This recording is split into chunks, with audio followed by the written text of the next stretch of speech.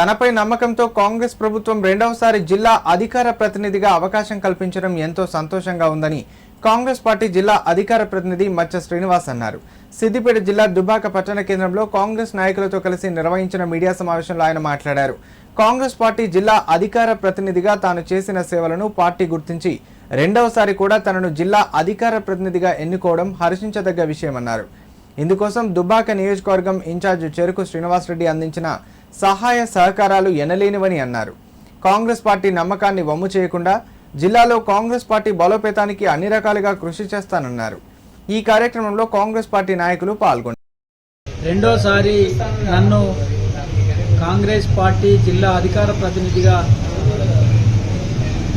బాధ్యతలు అప్పచెప్పినటువంటి దుబ్బాక నియోజకవర్గ ఇన్ఛార్జ్ చెరుకు శ్రీనివాసరెడ్డి గారికి, వారితో పాటు జిల్లా కాంగ్రెస్ పార్టీ, రాష్ట్ర కాంగ్రెస్ పార్టీ అధ్యక్షులకు నా వైపు నుండి నమస్కారాలు తెలియజేస్తూ ధన్యవాదాలు తెలియజేస్తా ఉన్నా. నాపై పెట్టి ఉంచినటువంటి నమ్మకాన్ని వమ్ము చేయకుండా పార్టీ అభివృద్ధి కోసం ప్రతిపక్షాలు పార్టీ పైన చేస్తున్నటువంటి లేనిపోని ఆరోపణలను ఖండించడానికి నేను ముందుంటా అని తెలియజేస్తా ఉన్నా.